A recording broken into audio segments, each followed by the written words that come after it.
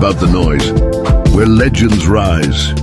From the clouds to the crowd, this is Crowd, where Africa meets opportunity, where music meets magic. Hello, everybody, once again. My name is Adebayo Adebite, and I welcome you to another episode of Crowd Industry Academy Virtual Seminars. And my guest today is Bunmi Familoni. If you are actually familiar with the journalism, the writing, and the music industry, is a name that you'll probably be familiar with. And that is because he is the 2024 NLNG Prize for Literature winner. And apart from that, he is also a social critic, an essayist, and a journalist with Lead Radio 96.3 Ibadan. Bunmi Familoni, you're very welcome to the show today. Thank you very much, Bayo. Nice to be here. Yeah, it's good to talk to you. Now, you're a music journalist and critic and culture critic. And you've been in this music business, so to say, or the business of music journalism for close to 2 decades now. So how do you think music journalism has evolved in the last, perhaps, let's say, since 2000 or since the turn of the millennium? How do you think music journalism in Africa, let's put that qualifier, has evolved? Thank you, Bayo. I think one of the major ways, which is connected to something that we're talking about today, which is AI, as artificial intelligence, and also algorithms as well. Of course, all of that is connected to the technological advancement that we have seen because of the advent of the internet. Very easily, that's the first thing that comes to mind. And also, like I said, very importantly, the main thing that we should mention if we're talking about the evolution of music journalism, since, of course, today we're talking about it on this show. We're talking about it as music journalism in the context of AI and also algorithms. It's not as if there wasn't the internet, but it wasn't deployed, to the extent that it is now. It has provided a very large digital archive for journalists. You can go there, you can search, you can check and find out a lot of information on music and the practitioners. That's the musicians, and every other person that is in the music industry or the music ecosystem.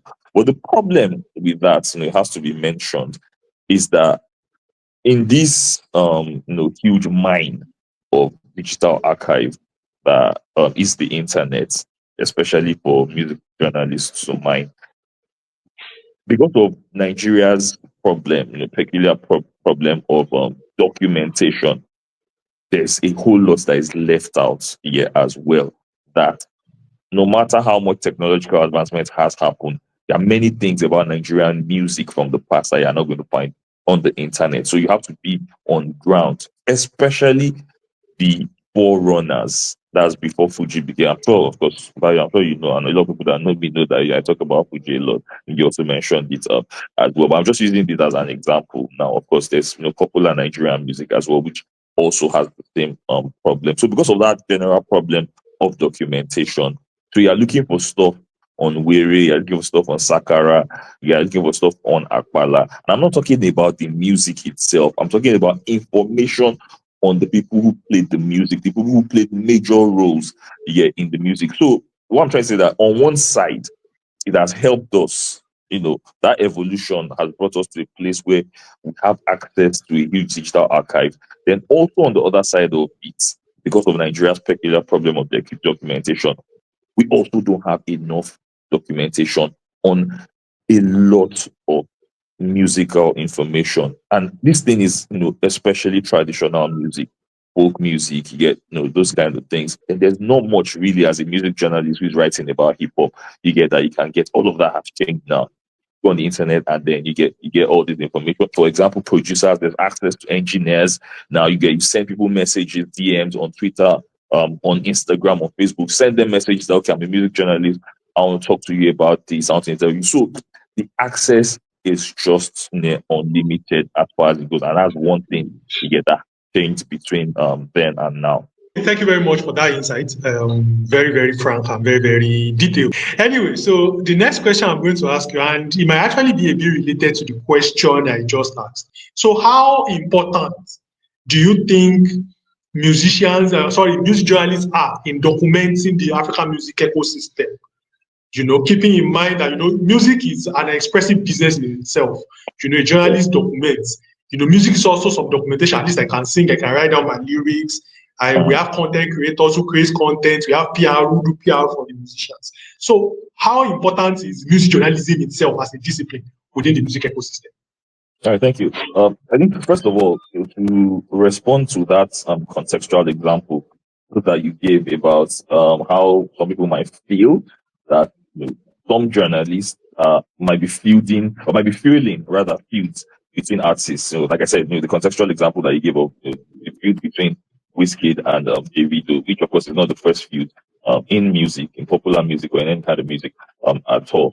I think to be fair to the journalists, what they are basically doing, and I'm not talking about, just random bloggers. I don't undermine anybody's work, but I'm sure you have like a fair idea of what I'm talking about. Serious, music journalists, people who take it seriously, who take the reporting, who take the storytelling seriously. Now, what those guys are doing is they are reporting what's happening, between the fans. We know that what usually happens in those cases is the fans that fuel these flames.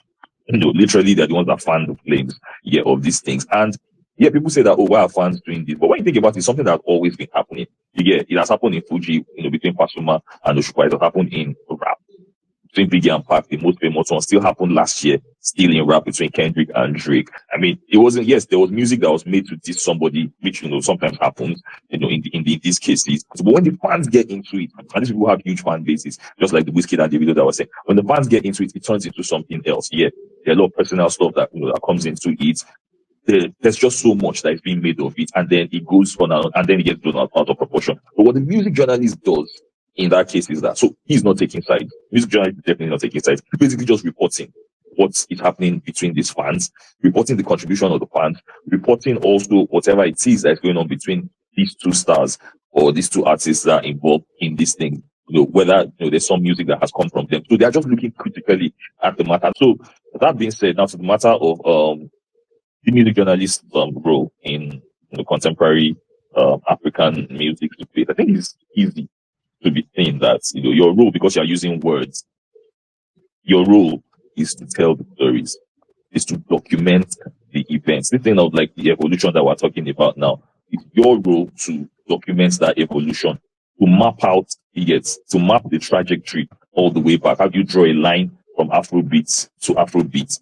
How do you draw a line, or how do you find a parallel with within all of that, with high life, if you may? So you're telling the stories, you're asking the questions. You can see that some of the things that I'm saying as well, some of them are framed as questions as well. So you're telling the stories, you're asking the questions, you're responding to things as well. You're generating conversations. Because there are some things that you would say at some point. I mean, there are things that music journalists have said at some point in documenting stories that have generated some very heated conversations, some very interesting conversations as well.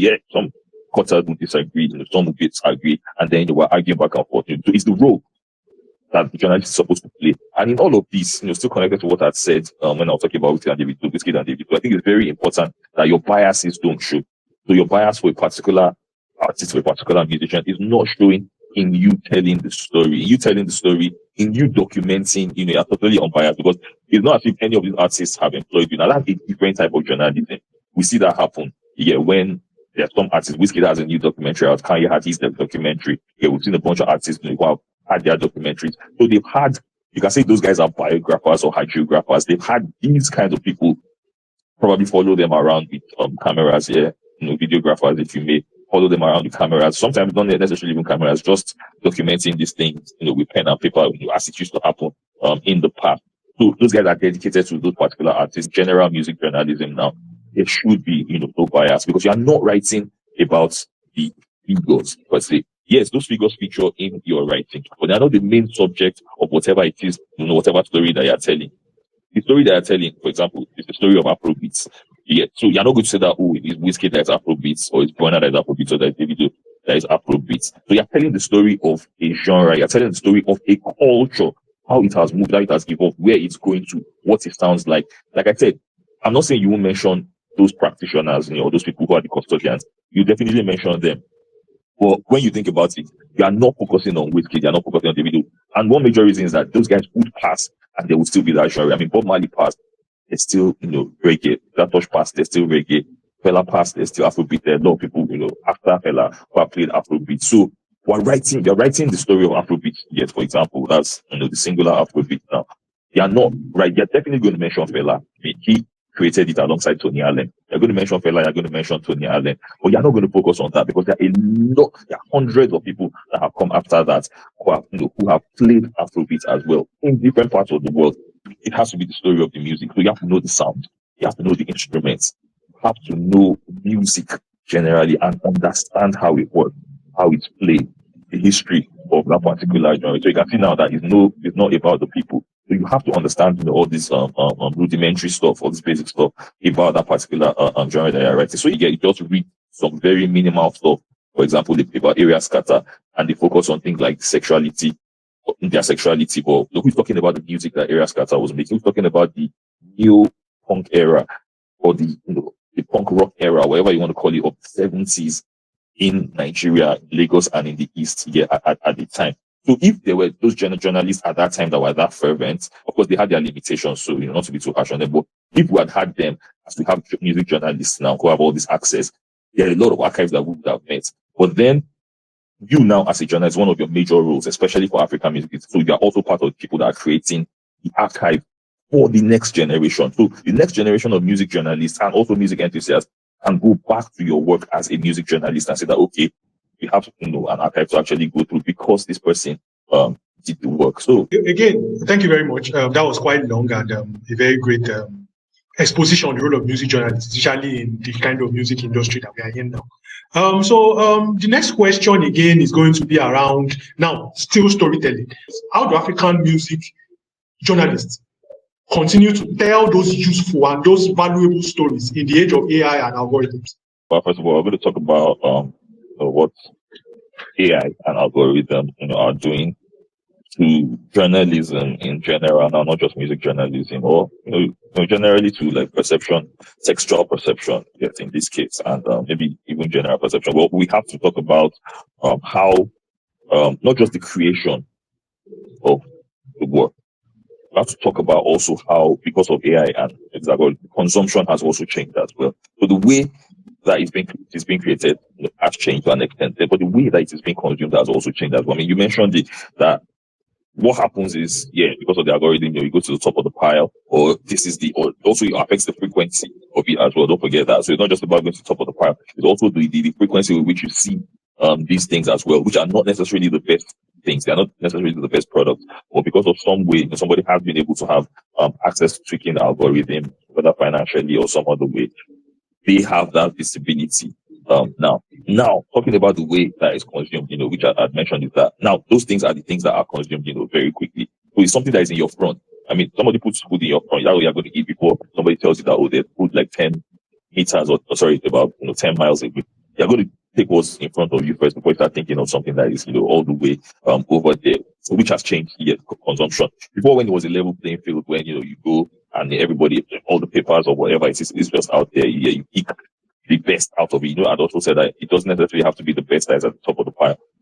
Then it was, I won't say, I can say easier, because really you have access to all of these, and then you get anyone that you want. But now it's almost kind of like as if you're being force-fed something. Now, if you're being force-fed something, it's going to change your consumption pattern.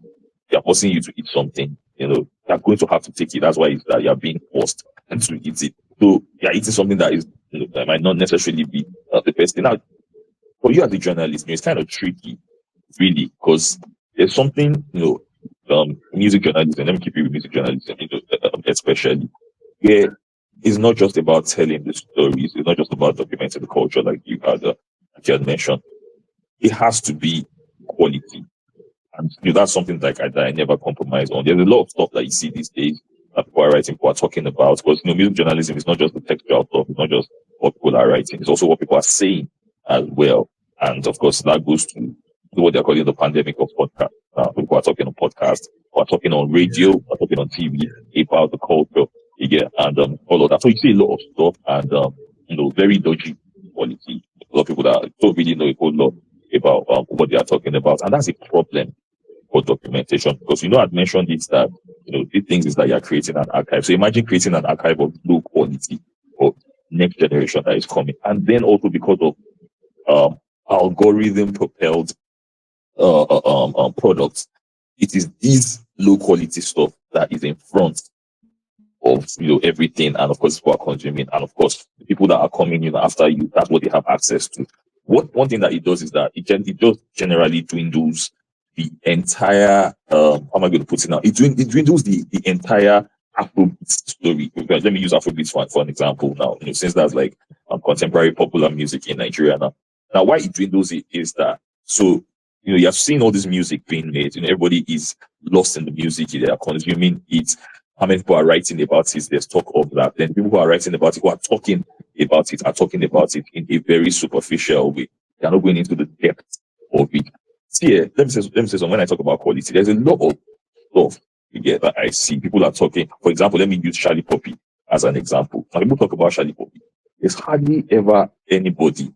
I'm sure there'll be like one or two people, but you hardly see people get into the conversation of what Charlie Poppy is doing or has done. Because after Charlie Poppy now, interestingly, and it's something that I've actually studied, is that after Charlie Poppy, there are a lot more people that have come after him. They are listening to the sound, that are making that same sound. Now, not many people are getting into that conversation of, I won't call it a trend, but of a certain sound that comes out of Edo State, out of Benin, especially Benin City, that Charlie Poppy had kind of created. I would say created, but has kind of like recreated, mixing contemporary sounds, which is dominated by log drums and piano synths, mixing these sounds with Edo folk music. Yes, I know that it's because I'm familiar with Edo folk music. I spent some time in Benin, and I'm very familiar with a lot of their local artists, a lot of their folk artists. I think the most popular that people just remember, they'll say, Advisor, but there's some guy from out here, Alhaji Waziri, Charlie Poppy sampled, and I'm not talking about that other Edo guy that sampled that caused some issues.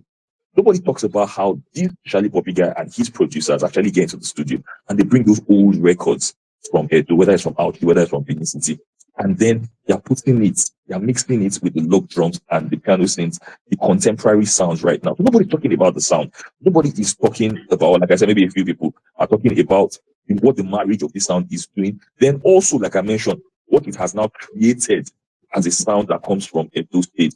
So you hear famous Pluto.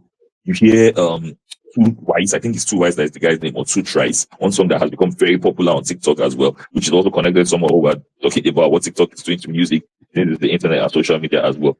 You hear guys like Roseri, Charlie's brother. You hear those guys.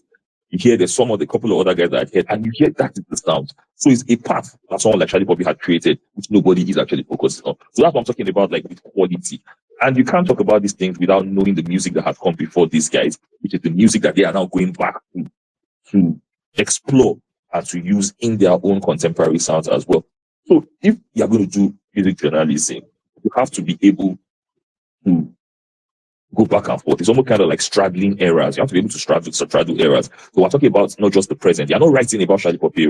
You're writing about and also the future of the music that comes from Edo State, how it is borrowing from that, and what it is going to do to where Afrobeat is going now, what's going to contribute to where Afrobeat is going now. So you're not just talking about Charlie Poppy, or you're not just talking about one sound. You're talking about a whole lot of things. So how many people are dedicated to this kind of quality? So I don't know how contemporary music journalists are going to be able to maneuver things like algorithm and all of that. But one thing is that you just have to keep putting in the work, and that work has to be top shelf. It has to be quality. Thank you very much for that bit of insight, of course. So, but the next question I'm going to be asking is that now, that as part of music journalism, even beyond documenting stories, it's also setting trends, also molding the culture to go in a particular direction.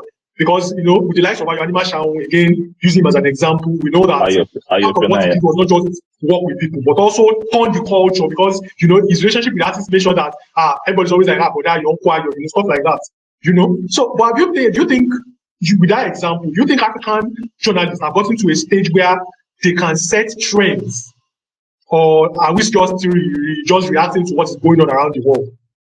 First of all, since we're talking about this now, in the global context, think we definitely also have to kind of put a word in about how the globe sees African music journalists, which is an interesting conversation, which is also a conversation you get that has been going on for a while now, for at least the past few years, because of things like perception, trust as well. And what I mean is that, right now everybody's familiar with the fact that African music, Nigerian music mostly, let's streamline it. Nigerian music mostly is a huge product around the world. I mean, it's gone global, like everybody likes to say. Yeah, of course, if you look at it very closely, it hasn't scratched the surface yet as far as commercialization goes and a whole lot. But yeah, it's global now. Oh, you also have to ask the question. I mean, those are the artists.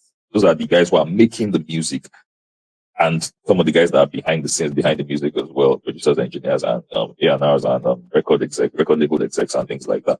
And then the sound itself, the music itself, those are the things in the forefront. But does anybody ever think about it that how about the music journalists? Because we have them, the critics, people who are writing pieces on the sound, who are documenting, like we've been saying here. How many of them are moving at that pace that Afrobeat is moving, and then bringing it on the broader palette, also with Africa as well. How many of these African music journalists are as notable as the artists?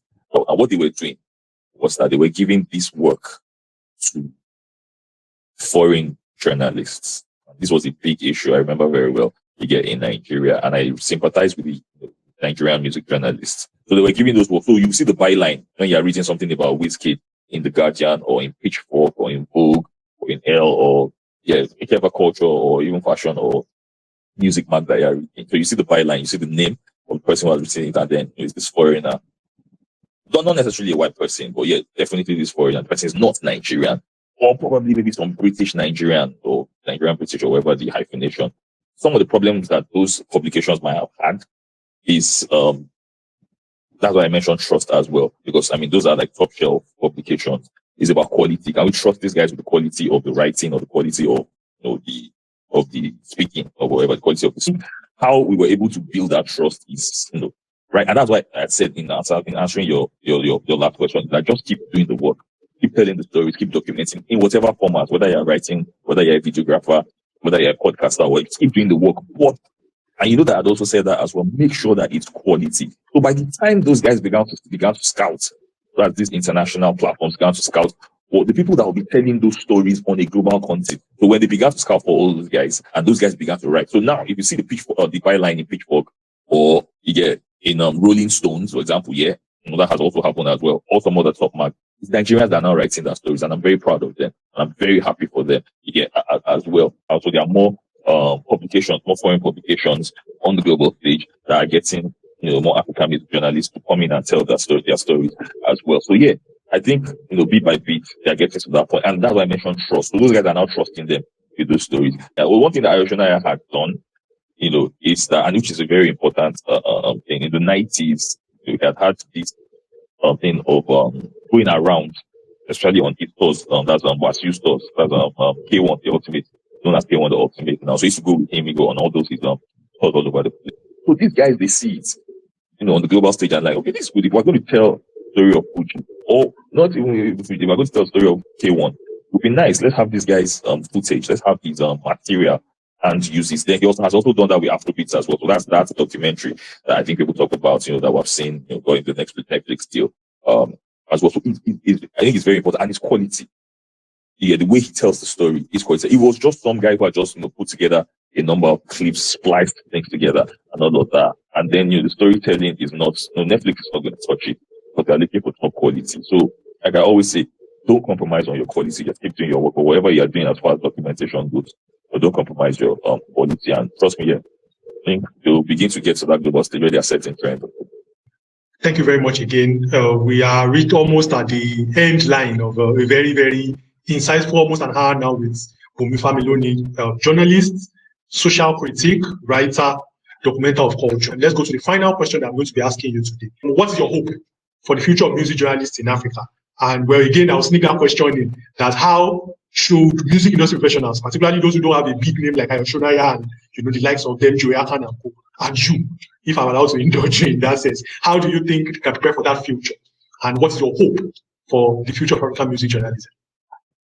First of all, the future is very bright for African music journalism. I mean, I know I was sounding like a little bit bleak a while ago when I was talking about quality and people understanding the music and all of that. But beyond that, really, when you think about it, there are a number of people you get into conversations with, you see their work, and you know that the future is bright. And because of that, like I have a lot of hope for AI. You'd be surprised at the insights that some of these people, especially young people, as well, that they have um, as far as music goes, especially music out of Nigeria. I'm speaking about that's about it in that geographical context. I think one thing that they would have to do. So I mean, they already can tell good stories. You have good writers. You have people who are very articulate in their thoughts and also in the way that they speak about the music. But I think one thing that just might be lacking, not even might. I think one thing that is lacking, and I'd mentioned it as well, that is obvious, is that they have to understand the music. You can't not do that if you're going to be a music journalist. Yeah, we grew up. This too, apart from growing up for me, using myself as an example, and why when you read my work, I have essays in the Africa reports. I'm talking about on music now. The Africa reports, culture custodian, CC Africa. I'm not even talking about like just album reviews of music. I'm talking about like critical essays on music as well. So I have these things in those places. Now, how did I become like that? So like I was trying to say, I grew up listening to a lot of music. I mean, the vast expanse of music. Definitely very interested in music. But apart from that, so what I was going to say is that I also grew up reading people that wrote about music. And that's the thing. You get so like I said, I have hope for them. But I think it's one thing that they really should develop themselves in as well. Music, you like listening to music. So because of that enthusiasm that you have for it, you're able to talk about it, you understand, you get some things. But you can't escape it. You have to read the people that have written about it. You have to listen to the people that have talked about it in the past. So that's one thing that was for me. I grew up on, and I think that's why like my knowledge of, I didn't grow up in the US or anywhere. I was here, and we know that of course hip hop is primarily an American culture, but there's a whole lot that I knew about it. Why? Because I grew up, apart from listening to music or reading the people that are writing about the music, listening to the people that were talking about the music, of course talking about it intelligently. So don't see somebody writing about Ali Farka and say that just because it's not Afrobeat or just because it's not from Nigeria and be like, you're not going to read that. Read what they are writing about, all sorts of music. The music that's being made in Mali, the music that's being made in Benin, music that's being made in Congo. And of course, most especially read about, what people are writing, listen to what people are saying about the music that's being made in Nigeria, the music that has been made in the past as well. Consume all of this. Don't just be listening to music. If you are going to be a music journalist, then one other thing that I mentioned while I was talking about is also understand the music. Understand the music beyond just listening to it on a superficial level. Like these things I've said about Shad Popping now, people are listening to it and they're enjoying it, or they listen to it and they hear the first 3 lines and they're like, oh, this guy. But they're not listening to the sound. You understand? They're not listening to how that connects to the past, how it connects to his roots. You get, they hear Rema, they listen to his album and they don't hear Benin in that. Like, how can you listen to the album and you're not hearing Benin City in that album? You're not hearing Edo folk music in that album. So you have to listen beyond all this. Oh yeah, this Whiskey album was banging. And yeah, it's nice. Like I said, I'm not putting anybody down for listening for entertainment. But as a music journalist, I think it's your responsibility to actually listen beyond the surface. Why? Because you are going to write about it. And when you're writing about it, you don't want to write what everybody knows. Yeah, everybody's saying that Made in Lagos is a classic. And that's what you're just going to say. Yeah, but why is Made in Lagos a classic? What makes it a classic? How is it going to affect the albums that are going to come after it? You have to think beyond all of that. So yeah, read what others have written about the music and also listen beyond the surface as well. And trust me, you'll be fantastic with it. So like I said, yeah, there's definitely hope because I've met like a lot of people. I've read a number of people as well and listened to a number of people that are very brilliant with their insights. They know what they're talking about. They've listened, they know music. They were writing. I was reading everything because I remember, I don't think, and no disrespect to any of the guys that were writing there. No, I don't mention any names. It was good, but it wasn't as fantastic as some of the things that guys now are writing. So I'm just saying that because we can see the progression. So the progression from the 90s, 2000s, to 2010s to the 2020s. Like I'm seeing that progression and I'm like, there's definitely hope. featured rights for music journalism in Nigeria. Again, thank you very much. It's been a very, very great time with Bunmi Familoni. It's been a great time talking about this with you. And I have no doubt that both me and everybody who's going to be listening to this broadcast will gain a lot from the insights we've shared today. So I appreciate you for coming. Thank you very much. It's been me, Adebayo Adegbite, on this episode again. And we've actually learned a lot from our guest, our resource person for today, is a music journalist, NLNG 2024 prize winner, Bunmi Familoni. This is, again, part of Crowd's initiative to upskill music industry professionals. There's Crowd.com, our platform, where AI matches you as a music industry professional with opportunities from abroad. And right now, we have a number of opportunities that we are hiring for on our page. So visit our website, www.crowd.com, go to the opportunities page. You have some opportunities for you to apply to. And once you apply, if you fit, you get back from us. So also, you can follow us on social media, Crowd Africa. We always have new updates for you on the music professionals we are bringing and the state of the African music ecosystem. So don't forget to go and profile yourself, share it over on social media, where AI can match you with partners from developed nations who are ready to give your skills the remuneration that you deserve. So once again, I want to appreciate you for being with me. It's been a very great time. I've had loads of fun. I've learned plenty of things as well. Once again, my name is Adibiti Adebayo. I appreciate you for staying with me. See you on the next one.